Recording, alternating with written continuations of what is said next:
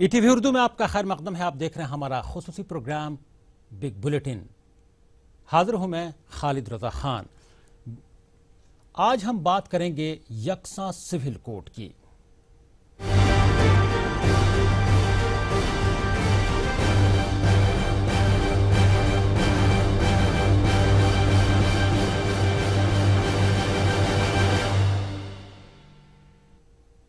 यकसा civil code पर वजारत कानून ने लॉ कमीशन से रिपोर्ट तलब की है। मरकजी हुकूमत ने लॉ कमीशन को यकसा सिविल कोड को लागू करने के मामले की पड़ताल करने को कहा है। यकसा सिविल कोड से मुताल्लिक मोदी हुकूमत के इस फैसले से सियासी तूफान खड़ा हो सकता है। ऐसा पहली बार हुआ है जब हुकूमत ने कमीशन से ऐसा कहा है। लॉ कमीशन लीगल रिफॉर्म में एडवाइजरी रोल में है। लॉ कमीशन की क़यादत अब सुप्रीम कोर्ट के रिटायर्ड जज जस्टिस बलबीर सिंह चौहान कर रहे हैं। यूनिफॉर्म सिविल कोड का मुतालबा मुल्क के तमाम शहरियों के लिए एक तरह का पर्सनल लॉ होगा। फिलहाल हिंदू और मुसलमानों के लिए अलग अलग पर्सनल लॉ हैं। यकसा सिविल कोड पर अक्सर सियासी बहस होती रही है।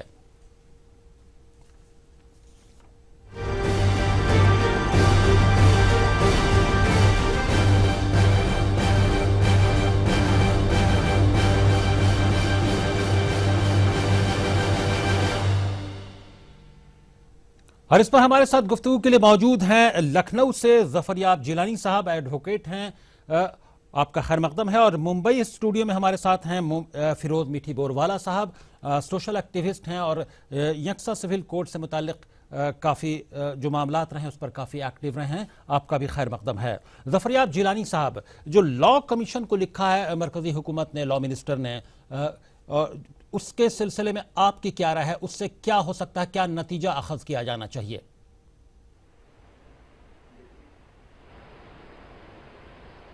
देखिए, बीजेपी की इलेक्शन स्ट्रेटजी का एक पार्ट है। उनका कमिटमेंट उनके मैनिफेस्टो में है। तो जाहिर है कि वो ये अपने इलेक्टोरेट को, अपनी कॉन्स्टिट्यूंसी को दिखाना चाहते हैं कि वो इसको भूले नहीं हैं, और इसलिए वो उन्होंने खत लिख दिया है लॉ कमीशन को। लॉ कमीशन इस पर क्या रिपोर्ट देगा, कब तक रिपोर्ट देगा, ये तो आगे की बात है। और लॉ कमीशन की रिपोर्ट के बाद फिर वो क्या करेंगे, 2019 का इलेक्शन आएगा, उस वक्त उसको कोशिश करेंगे कुछ उठाने की। इस मसले को उठाकर उनको अपना पॉलिटिकल फ़ायदा जो मिल सकता है वो हासिल करने की कोशिश करेंगे। यूपी के इलेक्शन आ रहे हैं, जाहिर है उनको मेजॉरिटी कम्युनिटी के वोटों को पोलराइज करने के लिए ऐसे ही इश्यूज चाहिए हैं। तो क्या ये नहीं लगता कि जो मुल्क में जो कॉन्स्टिट्यूशन ने, जो आइन ने, जो बुनियादी जो आइन ने हुकूक दिए हैं और जो सेकुलर पसंद लोग हैं, इंसाफ पसंद लोग हैं, क्या उनकी मुहिम कमज़ोर होती जा रही है? वो इसको काउंटर नहीं कर पा रहे हैं कि आइन के बुनियादी ढांचे में तब्दीली नहीं हो सकती, ये गलत हो रहा है, ये गलत मुहिम चलाई जा रही है किसी सियासी पार्टी की जानिब से? नहीं, देखिए, ये इशू जो है आर्टिकल 44 भी संविधान का ही पार्ट है, जी जी, दस्तूर का ही पार्ट है। आर्टिकल 44 को बेस करके इनका अपना ये इशू हमेशा से रहा है। तो लिहाजा अभी कोई ये सेकुलर फोर्सेस की कमज़ोरी की बात नहीं है। वो हुकूमत में है, मरकज़ी हुकूमत का ये इख्तियार है कि वो क्या ओपिनियन सीख करे उससे, लॉ कमीशन से। तो वो एक ओपिनियन सीख कर रहे हैं। मकसद उनका ये है वो कम्युनलाइज करना है माहौल को। तो इसको कोई नहीं रोक नहीं सकता। इसमें सेकुलर ताकतों की कमज़ोरी की कोई बात नहीं है। वो तो ताकतें इलेक्शन में जाहिर होगी कि सेकुलर ताकतें ज़्यादा मजबूत हैं या कम्युनल ताकतें ज़्यादा मजबूत हैं। नहीं, लेकिन इससे पहले सुप्रीम कोर्ट बोल चुका है कि बुनियादी ढांचे में तब्दीली करने का हक पार्लियामेंट को भी नहीं है। बुनियादी ढांचे में तब्दीली नहीं हो सकती, तो फिर उसके बावजूद इस तरह की मुहिम वक्तन फवक्तन नजर आती है। नहीं, देखिए, यूनिफॉर्म सिविल कोड का मसला अभी ये नहीं कहा गया है कि यूनिफॉर्म सिविल कोड जो है वो नाफिजी हो जाएगा या पर्सनल लॉ ख़त्म हो जाएगा। ऐसा कुछ नहीं अभी है। अभी तो खाली उन्होंने एडवाइस मांगी है। जब ये बात आएगी कि पर्सनल लॉ को ख़त्म किया जाए, तब भी क्वेश्चन जो आप उठा रहे हैं वो सवाल पैदा होगा। आज तो उन्होंने ओपिनियन सीख की है, तो वो तो 44 के तहत ओपिनियन सीख कर सकते हैं। आर्टिकल 44 संविधान में मौजूद है, uniform civil code directive principle में मौजूद है। लिहाजा वो ओपिनियन सीख करने में उनको कोई दिक्कत नहीं है। जी, फिरोज मीठी बोरवाला साहब मुंबई से मौजूद। फिरोज मीठी बोरवाला साहब, वजारत कानून ने लॉ कमीशन से रिपोर्ट तलब की है। ज़फ़रयाब जिलानी साहब का कहना है कि इस तरह की रिपोर्ट तलब करने में कोई हर्ज नहीं है। आइंदा क्या हिकमत अमली होती है, क्या इक़दाम किए जाते हैं, असल उस पर मुनहसर करता है सब कुछ, तब जाकर कुछ सवाल खड़े करने चाहिए। पॉइंट इज कि एक्चुअली अक्टूबर नवंबर लास्ट ईयर में सुप्रीम कोर्ट ने खुद सरकार को रिमाइंड किया कि यूनिफॉर्म सिविल कोड के बारे में आप क्या करने जा रहे हैं। जी, सरकार ने टाइम मांगा कि हम कुछ महीनों के अंदर आपको जवाब देंगे, सरकार ने उसका जवाब दिया नहीं। उसके बाद लॉ कमीशन ने भी चिट्ठी लिखी है सरकार को, तब ये सवाल फिर से सामने आया। नंबर 1। नंबर 2 के यूनिफॉर्म सिविल कोड का सवाल हमारे संविधान का एक पार्ट है, जो ज़फ़रयाब जिलानी ने बात की कि article 44 directive principle where the state shall endeavour towards uniform civil code. तो हमारा बोलना है कि अगर यूनिफॉर्म सिविल कोड की बात बीजेपी कर रही है तो आप एक ड्राफ्ट लेकर आइए, पूरे देश के सामने रखिए। आप 65 साल से चल रहे हो, आपने आज तक एक ड्राफ्ट हमारे सामने रखा नहीं जिस पे बातचीत हो सके। दूसरी बात कि यही फोर्सेस थी आज बीजेपी वाली जिन्होंने हिंदू कोड बिल का भी विरोध किया था और यूनिफॉर्म सिविल कोड भी विरोध किया था, क्योंकि जो भी धार्मिक ताकतें होती है, चाहे वो हिंदुओं की हो, जो धार्मिकतावादी ताकत है, एक्सट्रीमिस्ट कॉन्जर्वेटिव फोर्सेज है, जो एंटी वुमेन फोर्सेज है, वो सभी किस्म के प्रोग्रेसिव रिफॉर्म का विरोध करते हैं। जी नहीं, लेकिन फिरोज मीठी बोरवाला साहब, ये तो यस जी, इसका क्या नतीजा निकाला जाए कि वजारत कानून ने लॉ कमीशन से रिपोर्ट क्यों तलब की है, इसके पीछे क्या मकसद क्या हो सकता है? नहीं, पॉइंट क्लियर है। ये सुप्रीम कोर्ट ने इनको पूछा था, तो आप सुप्रीम कोर्ट को पूछो। फिर सुप्रीम कोर्ट ने ये तो ये जी सुप्रीम कोर्ट के कहने पर उन्होंने की है क्या, तो अभी इसमें इस पर कोई बहस नहीं करनी चाहिए, नियत पर शक नहीं करना चाहिए, क्योंकि सुप्रीम कोर्ट के कहने के मुताबिक वजारत कानून ने लॉ कमीशन से रिपोर्ट तलब की है। नहीं, देयर इज नो प्रॉब्लम। उस पर एक बातचीत होनी चाहिए। इसके अलग अलग पहलू है, ओके। इसका इस्तेमाल भी होगा आने वाले यूपी के चुनाव में, वो भी बात सही है। मगर वीकनेस आप देख के कहा है, वीकनेस यह है कि जो मुस्लिम औरतों का जो डिमांड है कि ट्रिपल तलाक पे पाबंदी लगाई जाए, आज आम मुस्लिम औरत हाई कोर्ट और सुप्रीम कोर्ट में जा रही है। All India Muslim personal law board एक सिंपल रिफॉर्म के लिए तैयार नहीं हो रही है। और सबसे इंपॉर्टेंट न्याय है, justice is important. Justice is, फिर आप वहां जस्टिस नहीं दोगे तो अलग अलग तरीके से लोग फिर अपना न्याय ढूंढेंगे जी। तो क्योंकि हमारी अंदर की कमियां हैं जिसके कारण ये प्रॉब्लम बार बार सामने आ रहे हैं। जी, ज़फ़रयाब जिलानी साहब, सुप्रीम कोर्ट के कहने पर वजारत कानून ने जो लॉ कमीशन से रिपोर्ट तलब की है, सिर्फ इस रिपोर्ट तलब करने के बाद ही जब मीडिया में खबरें ये आईं, उसके बाद कई तरह के खदशात नज़र आ रहे हैं। जो सेकुलर ताकतें, जो सेकुलर जहनीत के लोग हैं, इंसाफ पसंद लोग हैं, या ख़ास तौर से मुसलमानों में, इसे किस तौर पर आप देखते हैं? देखिए, सुप्रीम कोर्ट ने ये नहीं कहा था हुकूमत से कि आप लॉ कमीशन से तलब करिए रिपोर्ट। सुप्रीम कोर्ट ने हुकूमत से पूछा था कि आप अब बताइए कि आप क्या करने जा रहे हैं। तो हुकूमत बजाय इसकी कि खुद कुछ कहे, वो उसने एक लॉ कमीशन को खत लिख दिया है। ये कोई सुप्रीम कोर्ट का जवाब नहीं हुआ। सुप्रीम कोर्ट हुकूमत का फैसला कैबिनेट करती है, लॉ कमीशन नहीं करता है। लॉ कमीशन तो एक एडवाइजरी बॉडी है जो सजेस्ट करेगी, खाली एक ड्राफ्ट आपकी कैबिनेट को तय करना है कि आप क्या करने जा रहे हैं। सुप्रीम कोर्ट ने जवाब मांगा था हुकूमत से। हुकूमत का मतलब कैबिनेट, या लॉ मिनिस्टर जो है वो कैबिनेट को रिप्रेजेंट करता है। तो वो तो जवाब दे नहीं रहे हैं, टाल मटोल कर रहे हैं। लेकिन बहरहाल वो ये काम जो इन्होंने किया है, क्योंकि इसका हुकूमत को हक हासिल है, इसलिए हम नहीं समझते कि कोई बड़ा मसला है इससे।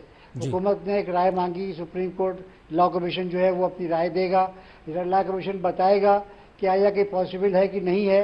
लॉ कमीशन ये भी देखेगा कि भारत के संविधान में जो अलग अलग मिजोरम और नागालैंड को हुकूक दिए गए हैं वो कैसे ख़त्म किए जाएंगे, जो 1962 में दिए गए हैं, 1986 में दिए गए हैं, आर्टिकल 371A, आर्टिकल 371G, ये सब देखेगा लॉ कमीशन। तो लॉ कमीशन से ओपिनियन मांगना कोई, लेकिन इनके पीछे मकसद जो आप पूछ रहे हैं, मकसद वही है।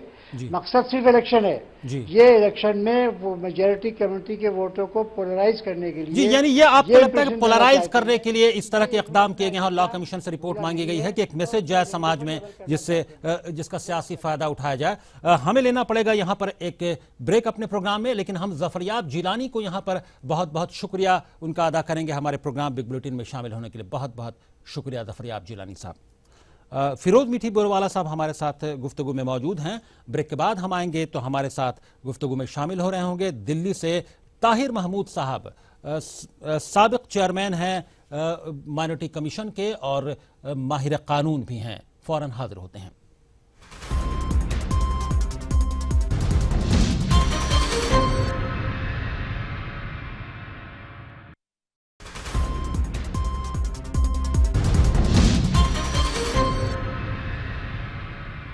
ब्रेक के बाद ही टीवी उर्दू में आपका फिर खैर मकदम है। आप देख रहे हैं हमारा खुसूसी प्रोग्राम बिग बुलेटिन और आज हम बात कर रहे हैं कि वजारत कानून ने यकसा सिविल कोड से मुताल्लिक जानकारी के लिए लॉ कमीशन को एक रिपोर्ट तलब की है। हमारे साथ गुफ्तगू में मौजूद हैं फिरोज मीठी बोरवाला साहब, पहले से मौजूद हैं हमारी गुफ्तगू में, मुंबई स्टूडियो में हैं, और हमारे साथ अब जुड़ गए हैं ताहिर महमूद साहब, साबिक चेयरमैन हैं माइनॉरिटी कमीशन ऑफ इंडिया के और माहिर कानून हैं। आपका खैर मकदम है ताहिर महमूद साहब।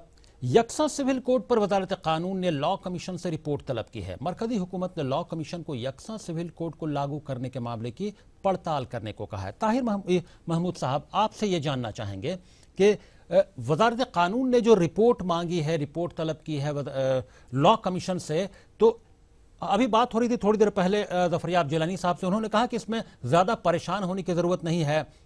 लॉ कमीशन से जो रिपोर्ट मांगी है, इसमें आगे का क्या इक़दाम होता है हुकूमत का, असल उस पर नज़र रखने की ज़रूरत है।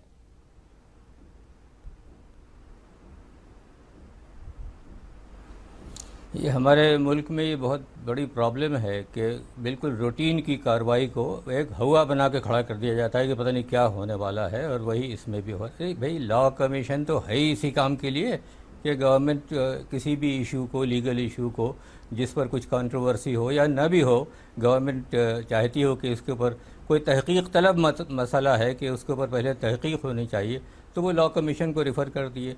आपको पता होगा, हम खुद लॉ कमीशन के मेंबर रह चुके हैं, हम कौन जानता है हमसे ज़्यादा लॉ कमीशन में क्या होता है। ये एक रूटीन की कार्रवाई है, बिल्कुल रूटीन की कार्रवाई है कि इशू तो है ही यूनिफॉर्म सिविल कोड का, कॉन्स्टिट्यूशन में तो यूनिफॉर्म सिविल कोड का जिक्र है ही, और कुछ लोग डिमांड भी कर रहे हैं।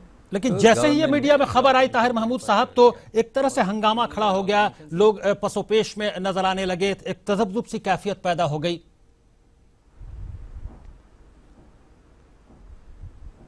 इस वजह से कि बहुत ज़्यादा हमारे यहाँ जो है ना इन मामलात की जानकारी नहीं है, और जैसे मैंने शुरू में आपसे कहा था कि रूटीन की कार्रवाई को हवा बनाया। जी, इसका मतलब इससे सियासी फायदा भी उठाने की कोशिश की जा रही। उत्तर प्रदेश में इलेक्शन होने वाला है और इस तरह का अगर कोई कंट्रोवर्सी होती है तो इससे सियासी फायदा भी मिल सकता है। इस जाविये से भी देखने की जरूरत है क्या? ये जो रेफ़र किया गया है लॉ कमीशन को, इसके पीछे भी सियासी मकसद है, वरना 2 साल से ये हुकूमत बनी हुई है, 2 साल से इन्होंने क्यों नहीं ऐसे इसके ऊपर कोई स्टेप लिया।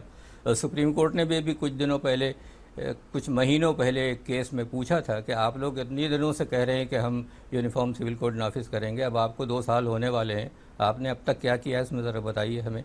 तो ये ऐसा नहीं है, इतना आसान भी नहीं है यूनिफॉर्म सिविल कोड को नाफिज करना, बहुत मुश्किल, बड़ा सेंसिटिव मसला है। मुझे तो ये लगता है कि उन्होंने उसको मामले को टालने के लिए लॉ कमीशन को रिफ़र कर दिया है। ये तो हुकूमतें करती हैं, अगर उन्हें किसी मामले से पहलूतही करनी है, अपना दामन बचाना है, तो किसी न किसी कमीशन को रिफ़र कर देते। जी, और बार बार हवाला दिया जाता है आर्टिकल 44 का, क्या, लेकिन इसके साथ साथ सुप्रीम कोर्ट, ये भी हम लोगों को याद रखना चाहिए कि सुप्रीम कोर्ट ये भी कह चुकी है कि पार्लियामेंट को भी बुनियादी ढांचे में तब्दीली का, आइन के बुनियादी ढांचे में तब्दीली का हक नहीं है।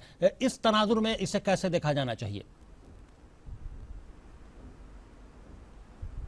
नहीं, आर्टिकल 44 तो बुनियादी ढांचे का हिस्सा नहीं है ना। आर्टिकल 44 डायरेक्टिव प्रिंसिपल है, फंडामेंटल राइट है ही नहीं, वो तो डायरेक्टिव प्रिंसिपल है। हुकूमत चाहे तो जी, वो तो बुनियादी ढांचे का हिस्सा नहीं होते, डायरेक्टिव प्रिंसिपल कोई भी उसका हिस्सा नहीं होता। और असल में बात ये है नहीं, लेकिन सेकुलर कैरेक्टर इससे मुतासिर हो रहा है, तब तो बुनियादी ढांचे पर असर पड़ेगा इससे।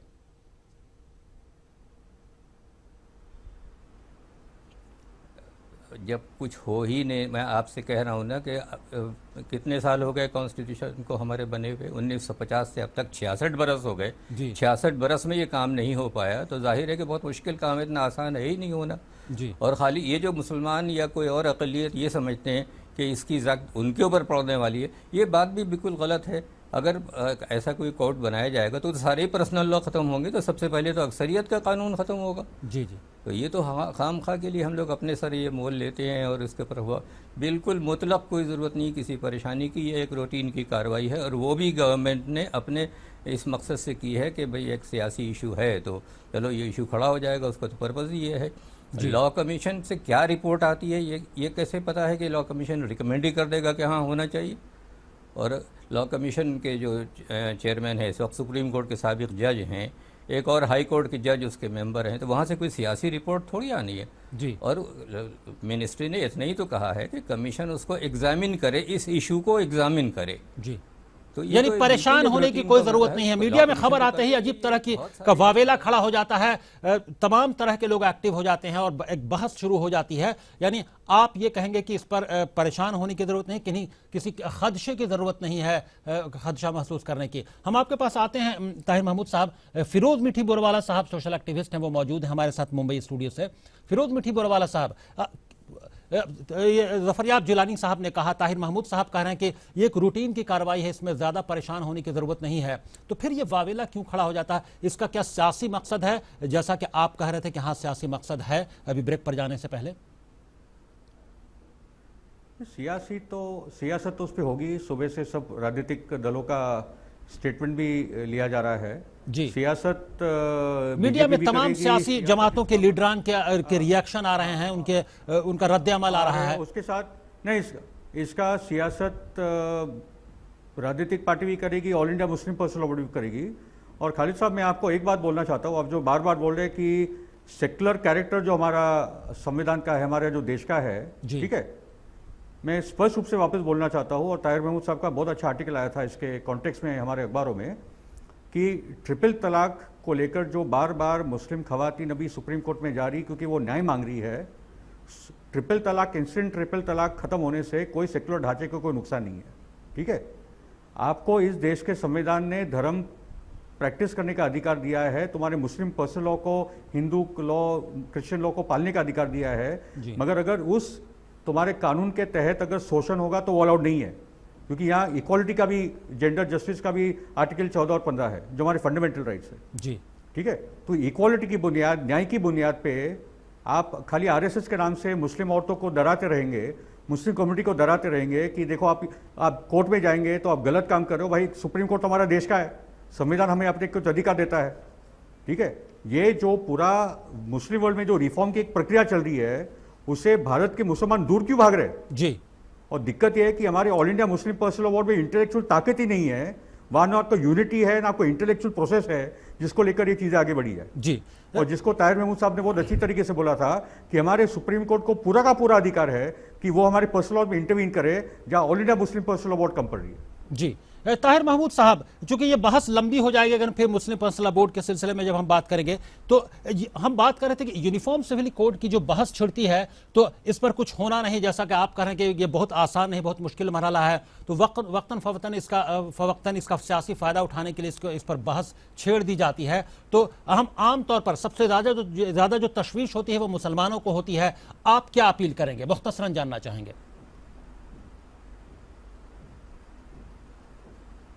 सबसे पहले तो मैं ये बात कहना चाहता हूँ कि आर्टिकल 44 जिसमें यूनिफॉर्म का सिविल कोड का जिक्र है कॉन्स्टिट्यूशन में जी, उसको दरअसल ये जो लोग उसकी मुखालफत करते हैं यूनिफॉर्म सिविल कोड की और जो उसको डिमांड करते हैं, उनमें बहुत बड़ी अक्सरियत ऐसी है जिन्होंने उस आर्टिकल को पढ़ा ही नहीं है और पढ़ा है तो समझा नहीं है। मैं पूरी जिम्मेदारी के साथ आपको ये बता रहा हूँ कि आर्टिकल 44 में ये कहीं लिखा ही नहीं है कि पार्लियामेंट सारे कवानीन जो हैं पर्सनल लॉज उनको ख़त्म करके और एक ही कानून बना के और सब पे नाफिज कर दे। ये कहीं लिखा ही नहीं है आर्टिकल 44 में। तो इसलिए आर्टिकल 44 को शुरू से ही बड़ा गलत समझा जा रहा है और वो लोग गलत समझ रहे हैं जिनको न कानून की जानकारी है न दस्तूर की जानकारी है, वो चाहे उसकी मुखालफत में हो या उसकी मुवाफ़क़त में हो, दोनों बिल्कुल गलत रास्ते पर जा रहे हैं। आर्टिकल 44 के ये मकासद नहीं हैं, उनको बहुत तफसील से उस पर रोशनी डालने की ज़रूरत है, समझने की ज़रूरत है उसका बैकग्राउंड क्या है और वो असल में क्या चाहता है, आर्टिकल 44 का मुतालबा क्या है। और लॉ कमीशन को रिफ़र किया गया है तो अच्छा है, वहाँ बड़े बड़े जूर्स बैठे हैं, वो इन सब चीज़ों को सामने लाएंगे अपनी रिपोर्ट में। जी यकीनन उम्मीद करते हैं कि एक अच्छी रिपोर्ट लॉ कमीशन की जानिब से जाएगी। हमारे प्रोग्राम को ख़त्म करने का वक्त हो गया है। हम दोनों मेहमान का शुक्रिया अदा करेंगे, ताहिर महमूद साहब आपका भी, और फिरोज मिथीवाला साहब आपका भी बहुत बहुत शुक्रिया हमारे बिग बुलेटिन में शामिल होने के लिए। हमें लेना पड़ेगा कि यहाँ पर छोटा सा ब्रेक, फौरन हाजिर होते हैं।